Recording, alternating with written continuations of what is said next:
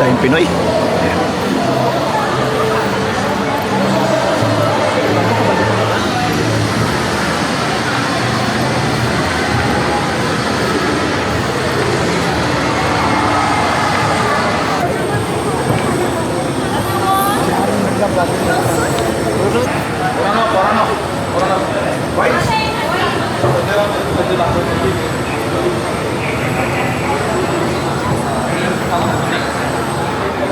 Hi, ma'am. VIP tour. Yes, good evening. Hi. Hi, good morning, sir. Morning. My name is Stingrays. I'll be your guide for today. So, just to let you know, today's tour will be about 3.5 hours. Oh. Okay, so we start at about 10 and at about 1:30. Okay. Firstly, this landmark. Okay. So, this is just to let the staff here know that you're on the VIP tour. Alright. So, keep it around your neck at all times. Okay. Thank you. There is an indemnity form. I need you to fill in. It's just a banana walnut cake Okay. and tetra water. Tetra water, right? So one more thing, we have this VIP passport. So if you look inside, you see that there are about 5 pages with an empty space. So this is because when we go to the behind the scenes areas, Okay. we will be doing a stamp. So it's like a passport stamp. Oh. Right, so we have 5 behind the scenes areas and 1 stamp for each one. So hopefully by the end of the nice. day you will have collected all. All right. Is that a port? Yes, that's our main cargo port. Oh. I see. Busiest port in the world at some point in time. It was busiest in the world. Busiest port. Yeah, I'm not sure if it still is. Maybe not. I think Hong Kong may have. When we get there, just show them your pass. Oh. They'll scan the ticket. Hello. Hi. Good morning. Good morning. What? Thank you. Hold on, You have a physical ticket. Have you made changes to your ticket before? So, yeah. Okay, this one, I know Philippines is a lot of nice dive spots. Yes. I haven't been yet, but I really want to go. I know Cebu. Cebu, Boracay. Malapascua is in the Philippines? No. No. Must go. Boracay. Oh, Boracay is in the Philippines. Yeah. Right, so here we are, entrance of SEA Aquarium. Just for a bit of background, we are the largest oceanarium in Southeast Asia. Ooh. With over 1,000 different species of marine animals and over 100,000 individual fish. 100,000 individual. Around there. Wow. What? How many species of fish? 1,000? Over 1,000. Wow. Yeah, like slightly over 1,000. The first one we have is the Shipwreck habitat. As you can see, Shipwreck. there's a big shipwreck in the middle. Is it true? This one? Uh-huh. Actually, it's not. But it is performing the same function that a shipwreck would perform. Oh. I see. So what kind of function does it perform? Shelter. Come have a look. Ah, fish shelter. Yeah, so you see all the fish they hide inside so they can take shelter from predators like sharks and rays. I see. But another way that shipwreck can be useful is that you can see the surface is covered in algae and like seaweed, right? So shipwrecks are actually quite a stable surface. Stable surface for these things to grow, like corals and algae and seaweed, right? So these corals and algae, they will attract small animals. The small animals attract big animals that eat them. Okay. Big animals attract even bigger animals, right? So it's like a whole food chain all the way up to the shark. Yeah. So you can imagine, let's say sometimes out in the sea, it's just bare sand, right? There's not a lot of animals living there because sand isn't a very good substrate for corals to grow on. But if a ship sinks there, maybe over the course of a few months or a few years, all these corals, all the seaweed starts growing, and then you have a whole ecosystem just around that one shipwreck. So it's like an oasis in the desert. Oh. Right, so yeah, of course, these animals here are all marine animals, all found in the sea. So you get animals like stingrays, Wow. sharks. They have a few of white-tipped ray sharks at the bottom. Wow. Whoa. 3 species of shark in here. I'll point them out when you see them. Okay, another one up there. So it looks like a mini hammerhead, right? Some people say baby hammerhead, but that is actually a fully grown shark. So that is the smallest member of the hammerhead group. It's called the bonnet head shark, and that's their full size, only about 1.5 meters. Oh. And what is interesting about this animal is its diet. Right? So we all know of sharks as carnivores, right? Yeah. This is the only shark that has been seen eating plants as well as meat. Whoa. So they have been observed eating seagrass and seaweed. Right, so why do they do this, right? Because there's a lot of fiber. So the fiber is a protective lining inside their stomach. Okay. Oh. So another one of the favorite food is crabs. So sometimes crabs have very spiky shells, right? Yeah. So that's why they eat the seaweed. The fiber protects the inside of the stomach from the spikes of the shell. For digestion. For digestion, yeah. I see. For example, there's a shipwreck actually in the sea. Yes. It also helps the small fish there. Yes, yes. Wow. So because like if you imagine this habitat, right, without this shipwreck, like, what would it be? Not much, right? There's no real place for the animal to hide. So a shipwreck is a very complex structure. So naturally, there's a lot of places for the animals to hide. Now, stingray there, we have the bat ray. What's that? The bat ray. Bat ray. Bat ray. It looks like they're doing a bit of feeding on top. Right, so this is one of the ways you do feeding here. We have like a basket or a little cage. We put the food inside so it doesn't spread everywhere. But you see the holes in the basket still allow the fish to get off the food. So it's one of the ways to keep things tidy over here. So they're going there to eat. Yes. I see. So you see the blue basket, right? Yeah. And on the side of that, there's a cylinder with holes inside. So likewise, the cylinder is full of food. The hose is just there so that the fish can eat at it. It's like I don't know if you've seen a bird feeder before. Yes. Bird feeder. Okay, and our third shark species here is up there. So this guy over here with the very long tail, that is the zebra shark. Right, the one swimming to the left. Zebra shark. We have about 3 or 4 in here.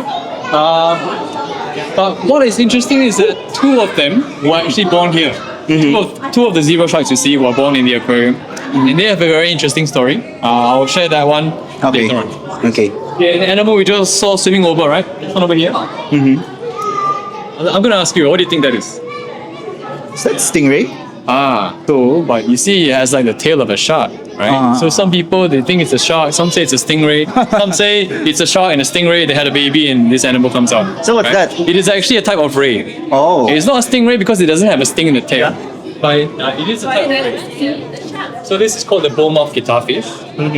And so you see, because sharks and rays are very closely related, sometimes you get species like these, right? They look like a mix between the two. So how you tell whether it's a shark or a ray is you look at the gills. Grills. The gills, right? So sharks' gills are on the side. But you see, for this animal here, the gills are actually below. Right? So it's so usually it's very easy to tell the difference. It's just for a few species like this, maybe a bit confusing.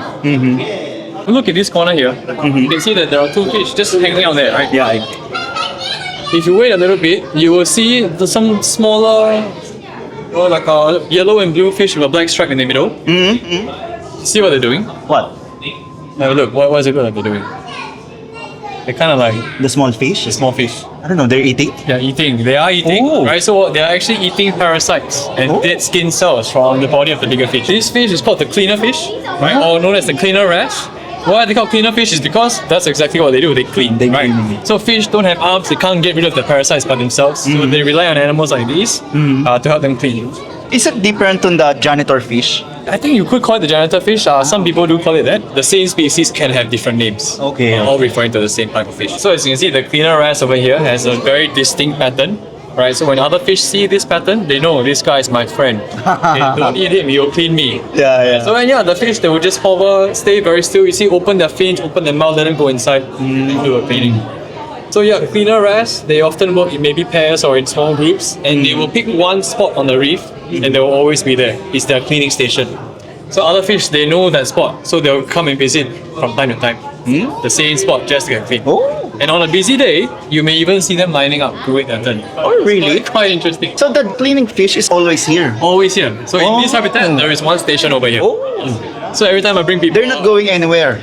there may be other stations in other parts of this habitat. But for these ones, usually these particular cleaner wrasse will stay in their area. I see. Nice. So when we move on to our other habitats later on, we can try and spot where the cleaning station is. Okay. Because there will be more. If you look on top, you see some cleaning happening. One of our aquariums is up there with buckets of food. They're feeding? Feeding? They're feeding the fish? Yeah. So what I think he's doing is he's preparing to do a dive feeding. What they bring down for the dive. So maybe he's just transferring to the small bucket, and later on the divers will come. Wow. They will do the Really? They will dive? Yes. So here we have 2 types of feeding. We have dive feeding and surface feeding. So surface feeding is similar to what we saw just now. Where they're doing the dive feeding? Okay. So surface feeding, right? The food is on top. Right, but for some animals like stingrays, you see the mouth is below. So it's not very easy for them to eat food on top. Yeah. So it's a lot easier for them to eat if you bring it down to them. That's why we do dive feeding. So how many times they're doing it a day? Twice a day, morning and late afternoon. So this photo we'll print out later and we'll collect it. Okay. You can see the names are Vanda and Hope. And why are we featuring them is because these are the two that were born in the aquarium. Right? So they are both in the shipwreck habitat. But what is even more interesting is how they were born. So we actually don't have any male zebra sharks in the aquarium. We only had female zebra sharks. We've never had any males. Okay, so what happened one day is that divers, they found a zebra shark egg, which is not uncommon, right? We do find eggs from time to time, but usually there's no embryo inside. But one day in 2016, we found one with an embryo. Yeah, so we're like, wow, how does that happen, right? Never mind, we took it in, took good care of it, and Vanda was born on Singapore's National Day in 2016.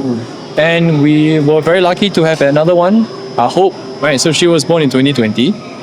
But born in the same way, right? So how does this happen? It's not unknown. It has happened before in other aquariums. It's a process called parthenogenesis. So basically, the mom is making a clone of herself, right? So Vanda and Hope are also females. So that supports the theory. And we were even more lucky. We actually had a third zebra shark born in this exact same way. She's only about 6 or 7 months old. So she's not on this wall yet. She doesn't have a name yet. This is the egg? This is it's a replica. Oh yeah, Real, right? yeah. But the egg is like that, that big.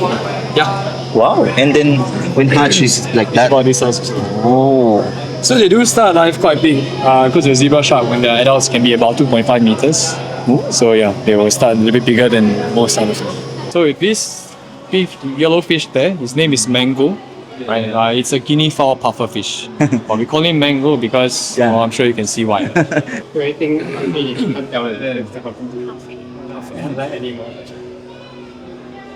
What kind of fish? See? It's a Guinea fowl pufferfish. As we all know, pufferfish, they can puff up. Right, so they can suck in water or even suck in air, right, to increase their size. So you see right now it's kind of, it's kind of a longish shape, but when they puff up, they're almost completely round. Right, so why do they do this? So that it's harder to fit in the predator's mouth. Right, so of course they will increase the size, and the other animal will be like, okay, never mind, too big, can't eat him. It's like defense mechanism. It is a defense mechanism, yes. Okay, and what you will notice also is that Mango is missing one eye. Yeah, Right, so unfortunately he had a bacterial infection a few years ago. Had to remove the eye. But thankfully, other than that, he's been doing quite well. Yeah, as you can see, grown to a very, very big size. They removed the eye in operation? I'm not sure if they removed it or if it just got lost. Mango.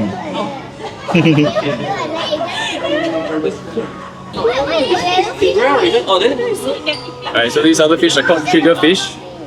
Right, triggerfish. So triggerfish, in general, they have very diamond-shaped body, and the way they swim is quite particular to them. So you see, the dorsal fin and the anal fin below, they're flapping around like wings. Right, so if you see a fish that is diamond-shaped and they swim like that, it's probably a triggerfish. Triggerfish. Why they call trigger? Okay, so if you look closely, you will see that they have two spines, one on top and one below. Right. So sometimes they can extend those spines to lock themselves in place. Maybe they'll lock themselves in a cave so that the other predators can't pull them out as easily.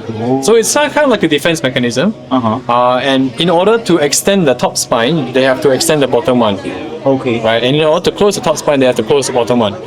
So the bottom spine is like the trigger spine. Okay. Hence the name triggerfish. So this one here is called the red-toothed triggerfish because you see the teeth slightly red. This one over here is the S.E.A triggerfish.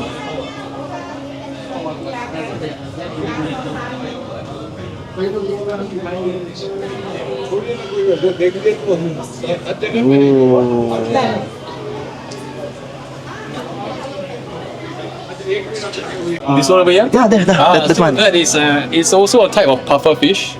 So this is, you can call it the porcupine fish because of all the spikes in the body. So just like the puffer, they can also puff up. But the main difference is that when they puff up, the spikes will extend. So make it even more dangerous. There's a spike. occupied fish. You can see the spikes in the body, right? So right now it's still flat against the body. That is quite hard to see from the island. So this fish is usually on the bottom of the sand. Very, very well camouflaged. So you want to see if you can find This one? Yeah, right. You can see the eyes already. So this is the flounder. And they can actually change the color to match the surroundings. So we have two in here. And they blend in very well. Okay, this is Wow, wow, wow. Wow. Actually, I didn't even know they were But what is true color? Sorry? What is true color? The true color. Well, I don't know if they even have a true color because they can always do. ऐसा लग रहा है जैसे वो जब चलेगी ना तब आपको पता चलेगा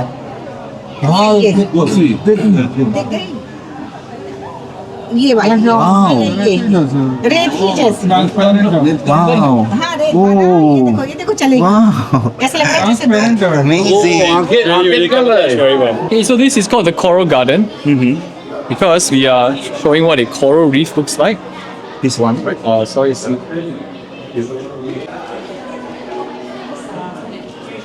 Yeah, so over here at the coral garden. So a lot of these fish will be found on a coral reef, right? All these very colorful fish. So why are they so colorful?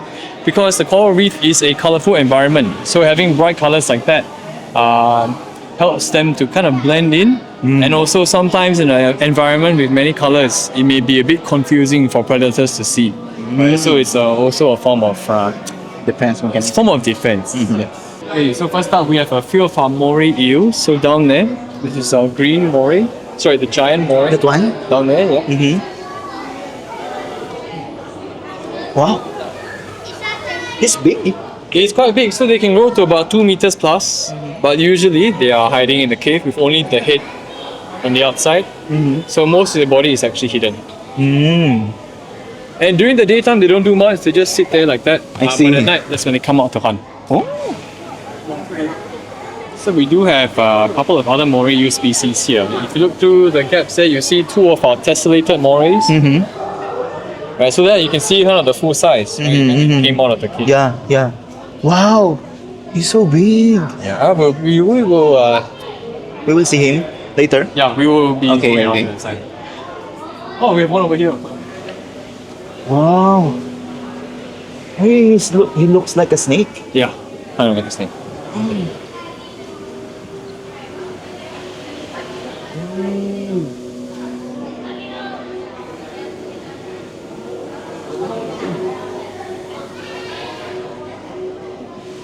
So looks like our other cleaning station is over here. You can see. Yeah, yeah. In the rest. Okay, so this fish that's getting cleaned right now, it's a type of fish called a surgeon fish. Surgeon? Surgeon fish. Why surgeon? Right, so why, right? Because if you look closely at the tail, it may be a bit hard to see from this particular one over here. But the tail, there's a little spine there, right? You can see maybe on this guy here. This one? Yeah. Right, so you can see the little spine on the tail. That is a very, very sharp spine. Some say it's as sharp as a surgeon's knife. Hence the name, surgeon fish. Sorry. And right now you see it's flat against the body, but when they're in danger, they can actually stick it up and they use that tail like a weapon. So they have one on each side, so one on the left side and one on the other side as well. Right. So this one is called the yellowfin surgeonfish. Now there are many, many types of surgeonfish. So if you know Dory from Finding Nemo, Yeah, yeah. Dory is actually a surgeonfish. Oh. So she actually has one spine on each side. Okay, another one there, this one here with the vertical stripes, right? The brown stripes, that's the sailfin surgeonfish. There is also a spine on the tail. That one there, very clearly you can see the white spine. This one here, the blue fish. This one? Yeah, you can very clearly see the white spine there, right? That is the Atlantic blue surgeonfish. This one over here with the freckles on the face and the you see the spine on the tail, right? Freckle face surgeonfish or white freckle surgeonfish. Yeah. So yeah, many, many different types. And all very, very different shades of colors. Wow.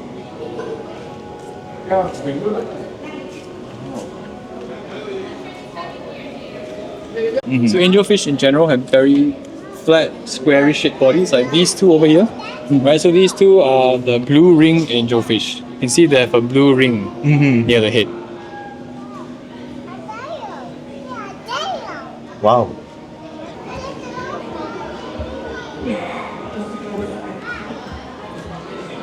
Right, another angelfish below there. This one here, the grey one with the yellow eyes, is called the French angelfish. French angelfish. French angelfish. Not sure why they call it the French angelfish. Maybe it was discovered by a Frenchman. Maybe. It doesn't look very French to me. So then we have the Port Jackson shark. Two of them just chilling down there. Again, the white tip reef sharks that we saw earlier. Ooh. And now this very big blue fish on top, that is the Napoleon Wrasse.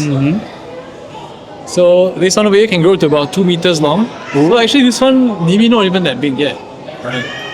But this is the largest fish that we have in here, the Napoleon Wrasse. So it's like wrasse is like a family of fish. Yeah, with many different. It's like surgeonfish, angelfish, all families with many different species. Naubusan na ako na English dito. Dudugoy na ako dito, pre. So we have third shark species down there is zebra bullhead shark. Zebra. Yeah, so this one you can obviously see why it's called the zebra bullhead, right? The stripes.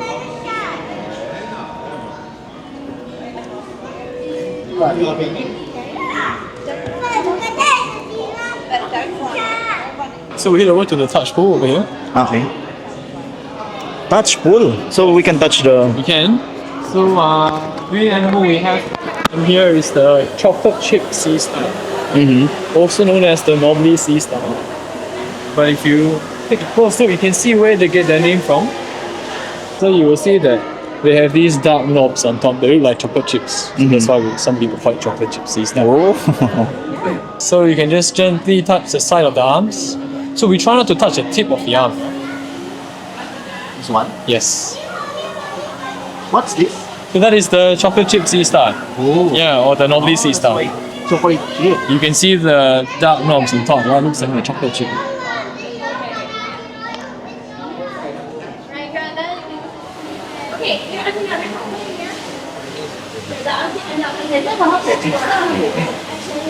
So how does that feel like?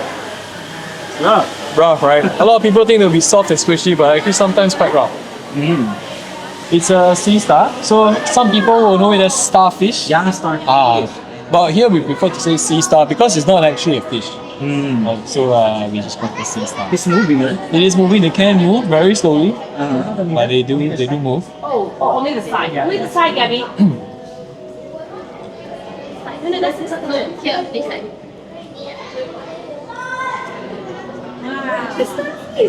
Okay, ready? So here, these are two of our focus globes, and in the first one here, we have some also rather interesting animals. So if you see, they look like flowers, right? They look like plants, but they're actually animals. It's actually a type of worm. Right, so this is called a feather duster worm because as you can see, they're very feathery tentacles, like a feather duster. Another name is the Christmas tree worm or the cocoa worm. So the main body of the worm is inside that long tube. So they actually extract calcium carbonate that is dissolved in the seawater to produce this protective tube. And they don't come out of the tube, they live their entire lives inside. And these tentacles that come out, they are the feeding tentacles. So they use those to catch small particles like plankton for them to eat. And another animal we have in here are these very colorful, like round looking animals, right? You see that red ball with yellow dots. So that is a type of sea cucumber. It's known as the sea apple. Sea cucumber? Yes. So it's part of the sea cucumber family, but this particular species is known as the sea apple. Sea apple? Yes, because of the bright red color. So as you may know, bright colors in the animal world usually are a warning sign, right? So this one is actually quite poisonous. So the bright colors is a warning to other animals to say, hey, don't eat me, I'm poisonous. Right? So they can actually also release a toxin into the water when they are stressed. So they also have feeding tentacles. So around their mouth, they have these look like branches, right? So those they use to catch their food. And when they eat, they'll bring the branch into their mouth, which is in the middle there. It look like a plant, right? Look like, some would say they look like a plant, yes.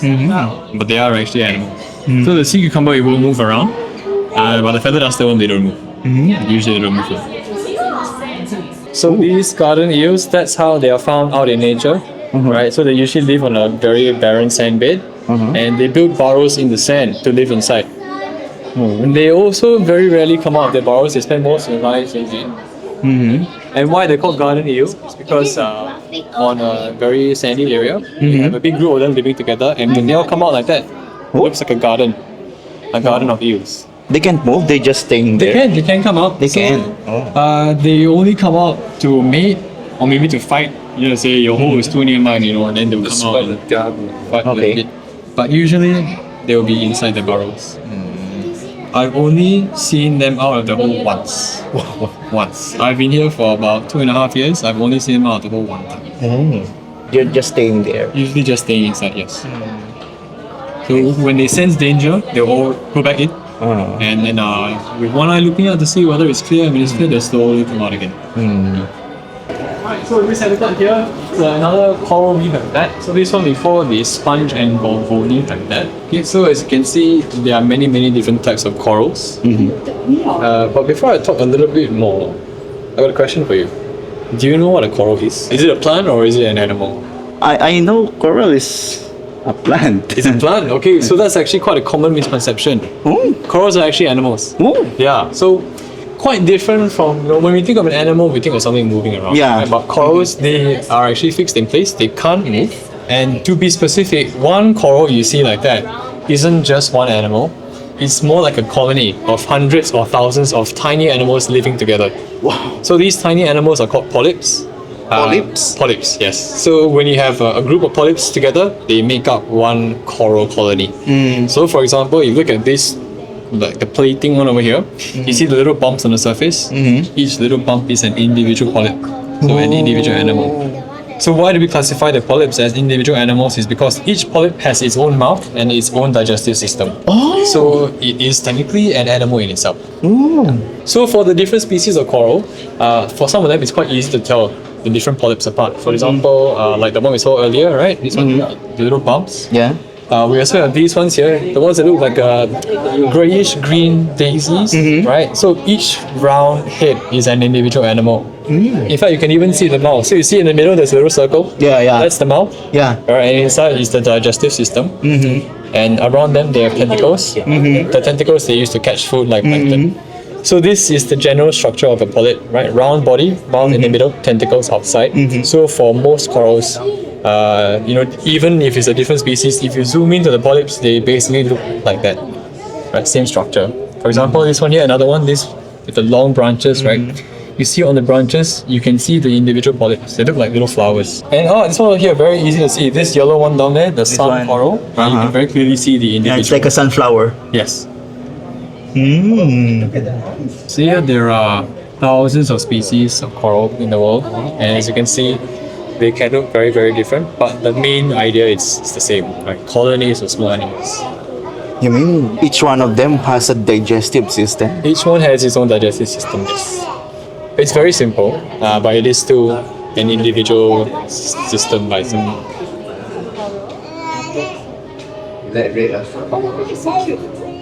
All the corals in the world is an animal. Yes, They're corals not are plants. not plants. Yeah, but later on we have a whole section for just for corals. I'll probably go into more Okay. detail.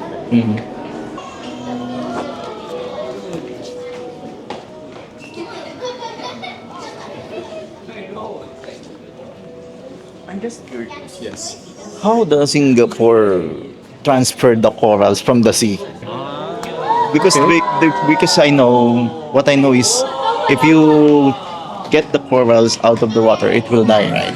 Not necessarily. So they can actually survive, depending on the species, a few hours out of the water. Oh. Yeah. But usually, if corals are taken from like a reef, they will try to minimize the time spent in the air. So they'll immediately put them in like a container or in a bag, and then from there on it's fine. I see. Okay, so what we have over here, it's a viewing panel inside. It lets you have a view into Dolphin Island. So sometimes you may see dolphins swimming here. Okay, so this is just to let our the sea aquarium guests have a look inside. So you can see we have a few. Whoa. I think there is a program going on right now. Whoa. Yeah, but they're not always here because this isn't the only lagoon.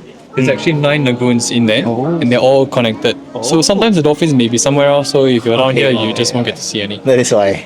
But of course, after 11:30, we have a dolphin program. So Okay. that one you definitely get to see. Okay. Be, 3 oras daw to, be. 3 oras tayong lalakad dito.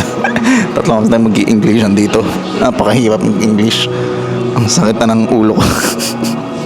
So in here, you have the rarest animal in sea aquarium. Mm-hmm. Right? So it is not the anemones, it's not the fish, it's actually this lobster down here. So you see that this guy is actually blue. What's that? Where? This Down one? Down there, yeah. So lobsters are usually brown or like green, right, to camouflage with the environment. Mm-hmm. But sometimes, very rarely, in fact, only 1 in 2 million, you find a blue one like that. 1 in 2 million? 1 in 2 million, yes. Wow. So why is this lobster blue? Well, it's a genetic mutation. So, of course, genetic mutations are very rare. That's one of the reasons why it's so rare. Mhm. But another reason is because even if a lobster is born blue, obviously they don't blend in very well. Mhm. It's very easy for other animals to find them and eat them. Mm-hmm. Yeah. So even if it is born blue, they may not survive into adulthood. Mm-hmm. So for this reason, if a fisherman, if they happen to catch a blue lobster, usually they won't eat it. They'll either release it or they may keep it in an aquarium. Yeah. 1 in 2 million. 1 in 2 million, yes. So I would say this guy here is very, very, very rare. Mm-hmm. Wow. This one is also corals, right? So that is a close relative. It's the sea anemone. See what? Sea anemone. Anemone? Yes. So you remember earlier I was talking about the coral polyps, right? Yeah. So coral polyps are basically this shape, but the structure is the same. Oh? But of course a lot smaller. Yeah. Right. So anemones are cylindrical body, mouth in the middle, as you can see the hole there. Mm-hmm. Tentacles on the outer rim. They have stings, so they will sting animals, like maybe a small fish or a small shrimp. And then the tentacles they bring it in towards their mouth, and that's how we eat. Oh, I see. So the main difference, or one of the differences between corals and anemones is that anemones can actually move. So the part where they attach to the ropes is called the foot, and they can move around, although they move very slowly. But maybe if they don't like this spot, they can always move somewhere else. I see. But corals can't. Corals can't move. Can't move. Alright, so this section here is for our sea jellies. Sea jelly. So once again, they are probably more commonly known as jellyfish. Jellyfish. But of course, they are not a fish, so we prefer to use the term sea jelly. Mm-hmm. Right, this one here is. So what is the right term? We call them sea jellies. Of course, jellyfish is not wrong. It's just that over here we prefer to call them sea jellies. I see. Right, so this one here is the the Pacific sea nettle. Mm-hmm. And here we can look at the structure of a sea jelly. So you see the head. Right, the head is known as the bell. Yeah. And the mouth is in the middle of the bell on the underside. Okay. And the tentacles, of course, everybody knows that sea jellies will sting, right? But you see that they have two types of tentacles. Thinner ones on the outside and thicker ones in the middle. So the ones that will sting are the ones on the outside. So these tentacles have stinging cells all on their surface. Okay, but the ones in the middle, they do not sting. They are called the oral arms, and what they're used for is to bring the food in towards their mouth. Are they poisonous? They can be considered venomous, yes. So the stinging cells on the tentacles, how they work is that they have like a little needle that is filled with venom. When the needle comes into contact with flesh, they will fire the needle into the flesh. But it's very, very small, it's like a microscopic level. But it's just that there are thousands of these little stingers all across one tentacle. Wow. So imagine they all firing off at once. That will give you quite a sting. Thousands? Yeah. Wow. But it's very small, so it's like the size of a cell. So they call it the stinging cells. So yeah, one stinging cell by itself probably won't do much, but how many cells can fit on a tentacle? A lot, right? Yeah. So a lot of I stinging think it's cells. millions. Yeah. Wow. What are they eating? So these ones here, they can eat small fish, small shrimp. They can even eat other sea jellies. They can eat fish. They can, yeah. Maybe if a small fish happens to swim accidentally into the tentacles, they'll get stung and can't escape. Sea jelly will eat. But they also feed on plankton quite often. Wow. Okay, so another species have here. Just now we saw the Pacific sea nettle. This one is called the Atlantic sea nettle. Atlantic. So you see similar body structure, right, with the bell and the two types of tentacles below. Here you can see the plankton floating around. Right, Wait. all these little particles, the white dots in the water, that's their food. Right, so it's plankton. Oh.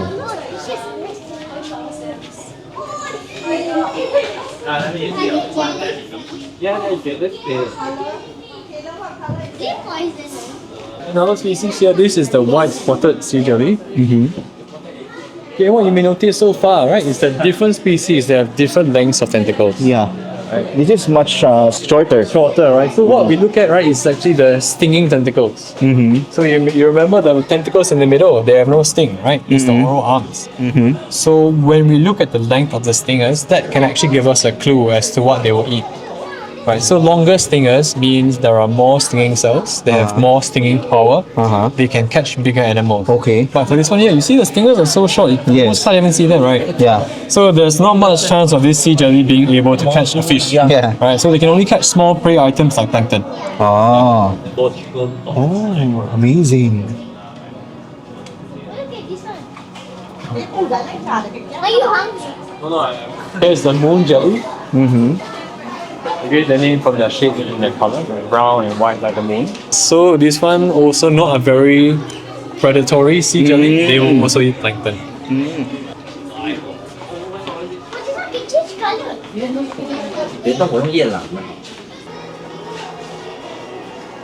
Okay, so here we are. We're coming towards the halfway point of the aquarium. This is also the largest habitat we have here. So in here is 18.2 million liters of water. 120 different species of 18.2 million liters. Liters? Yes. Wow. Yes. Wow. 120 different species and over 20,000 individual fish. Wow. Right, so here we are trying to simulate the open ocean, which is a very wide, vast area of water. So it's likewise here, a lot of space for the animals to swim. So in these environments, you find the larger fish, like you may be familiar with trevallies, snappers, groupers, right? Also a lot of stingrays, a few sharks as well. You may have seen the hammerhead shark that was in front of us just now. But if you didn't see it, don't worry, you'll definitely come back again. But in here, we have 3 individuals that we like to say are the stars of the show here. It's a manta ray. Samantha? A manta ray. Right? Have you seen a manta ray before? Not yet. Oh, if not, you have now.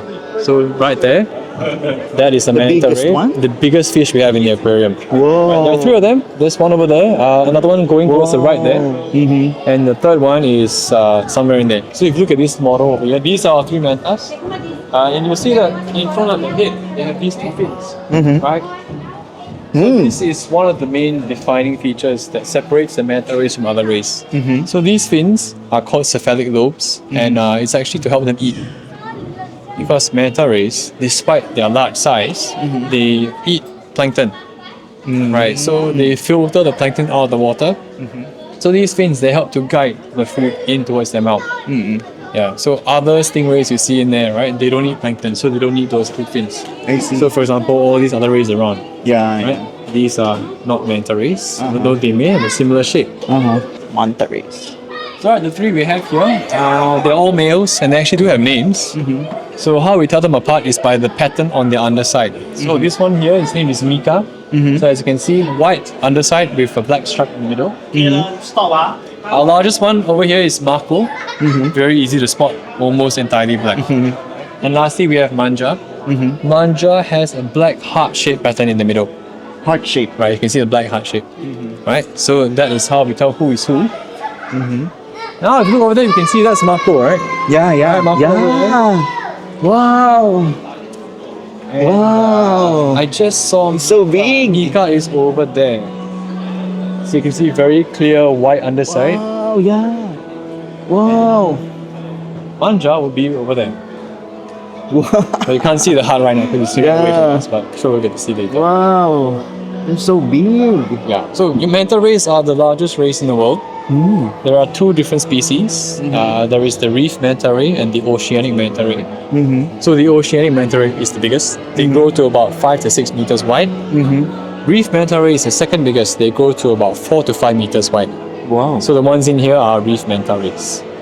It's almost time for the dolphin program, maybe in about 20 minutes time. Okay. So we can take a walk down here or we'll just have a look at some of the other animals inside. And then when we go for the dolphin program, we'll take the lift over there. Okay. Right, so we can head down first. Alright.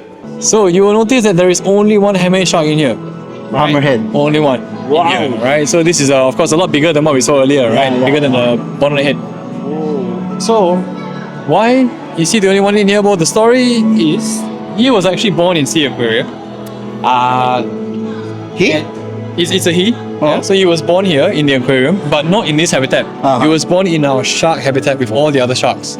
So we tried to put him in with the other sharks, but for some reason, the other hammerheads, they bully him. So we don't know why, but so we thought, okay, the best thing we can do for him is to put him in here alone. And luckily, he's been living like a king ever since. Wow. One of my questions. They Yeah. are not eating each other. Very, very rare. Yeah, yeah, because we feed them very well. So they have enough food to eat. They don't feel the need to attack other animals. I see. Seawater. You mean it's salty? It is, so it actually comes directly from the sea. Whoa. So we have a pipeline, we pump in the water. Oh. Yeah. So we pump in the seawater, we filter it, and then it goes into here. I see. So it's not stagnant. It's flowing. It's always circulating, so there is always water going out as well. Uh-huh. So in one day, up to 100 million liters circulating through. Wow. Ang ganda dito, guys.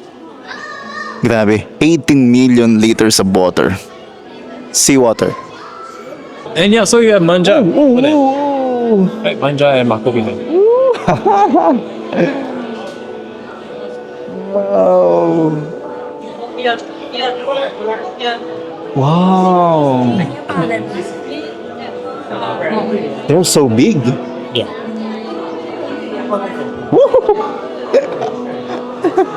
This one here is the... So we can head in here. This is the ocean below. So it's just another view.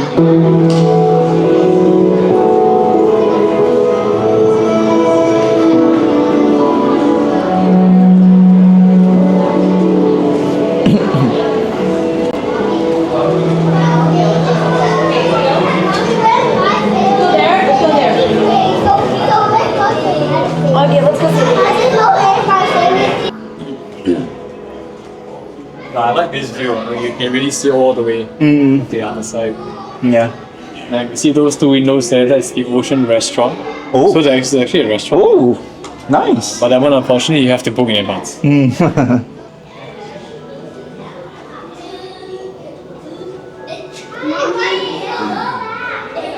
Wow. Right, so you see here, that bridge there, it's one of the maintenance bridges. It's one of the places they do the feeding from. Oh. Alright, here we have MAKO coming right above us. I see. Oh. Ah, so big.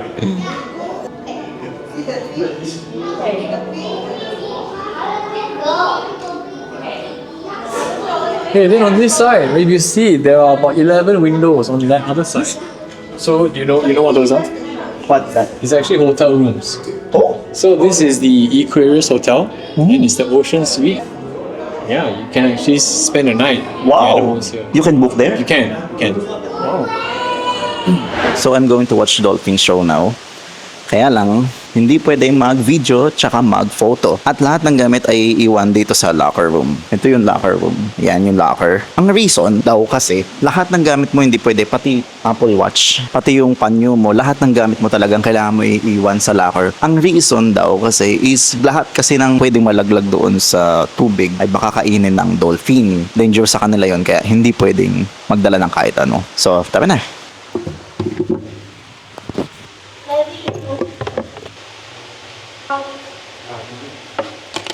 Ito lang ang pwedeng dalhin.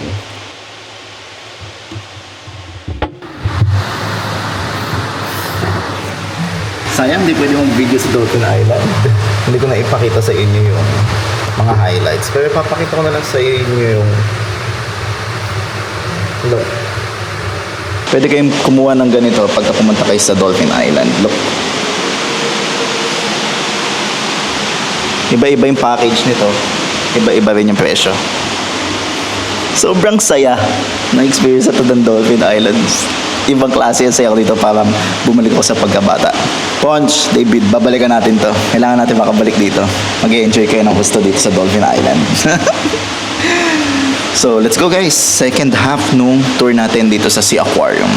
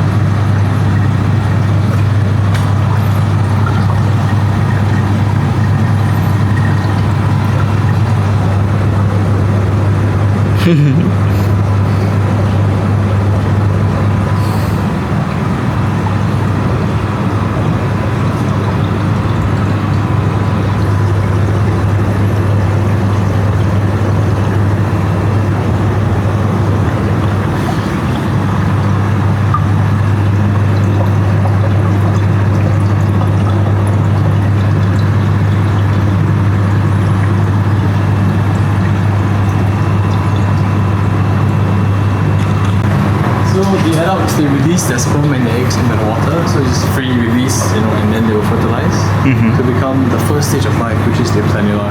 So in the planula stage, they are basically considered plankton, right? They're very, very small, floating in the water. Eventually, the planula, they will go on to the second life stage, which is the Polyp polyp stage. So that's what we saw in the fish over there. Maybe by adding some chemicals, like maybe an iodine or something. So that will trigger them to spawn. But over here, we try not to do that. We try to make it Natural process. as natural as possible.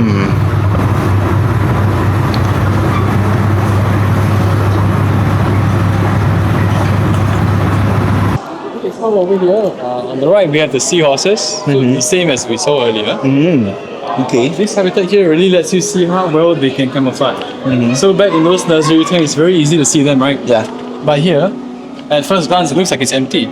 But the longer you look, we have two over there, Whoa. Yeah. and there should be more around. There's one up there. This one. Yes. So yeah, basically that is how seahorses protect themselves. Because they can't attack anything, they have to rely on camouflage.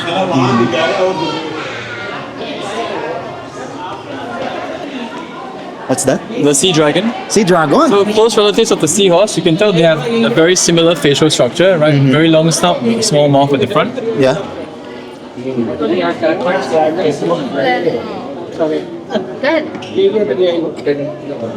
Oh. So one of the differences between the sea dragon and the seahorse is that you may notice the seahorse using the tail to grab onto things. Sea dragons don't do that. So they are free swimming. And they also have these leafy appendages coming out from their bodies. So that enhances their camouflage. So as you can see, they blend in quite well with the seaweed around them. So yeah, sea dragons likewise rely only on camouflage as a form of defense. So we are done. Right, so Yay. Thank you. alright, great. Shark. There we have the sandbar shark. How many species of shark? About 11. 11. 11. And we have some black-tipped reef sharks at the top, the smaller ones. Right, the scalloped hammerhead shark. So those are, and one very interesting one, and also very hard to find, is this guy here, the Tasselled Wobbegong. So as you can see, the pattern on the body means it blends in very well. Where is he? So okay, he has a few favorite spots, right? Sometimes down here, but I don't see him here right now. I've seen him down there before, but I think he's not here either. Meantime, look at the other sharks here. We have also one very, very big shark here that many people confuse for a great white shark. It's called the sand tiger shark, and I'm trying to find her right now. It's quite easy to spot. She's the biggest shark in here. Very fierce looking, also very slow swimming. Right there. Wow. Right, so this is our sand tiger shark. Tiger shark. Sand tiger shark. Sand tiger. Yeah. So if you look at her jaws, you can see that her teeth protrude quite a lot, which I think is one of the reasons why people think this is a great white. But it's quite different. They are a lot less aggressive than great whites. And yeah, over here we have the tawny nurse shark. Tawny nurse. So these animals here, they are nocturnal. This right now in the daytime they're resting. Ooh. And they are always in this corner. Oh. Yeah, so that's why we put the sign over here. We know they're gonna be here.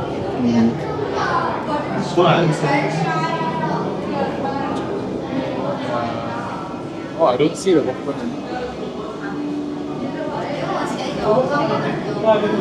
That one was the Tasselled Wobbegong. There is another one called the Japanese Wobbegong. Very similar looking. Also very hard to find. Unfortunately, I don't think I see either of them. He's hiding. Yeah. Or maybe you can come back later and have a look, see if you can find them.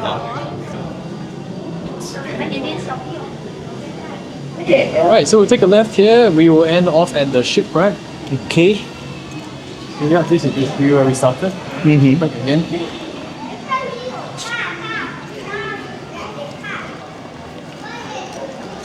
Okay, and before we end, I just have two more things for you. So as a thank you for completing the tour today, we have a VIP pin. Thank you so much. Phone off the Starfish plushie. Thank you so much. Right, no, thank you for staying throughout the tour today. Hope you enjoyed it. I learned a lot. Right, glad to hear it. Yeah, I hope you enjoy the rest of the aquarium and the rest of your day here as well. Thank you so much. Okay, no worries. Thank you.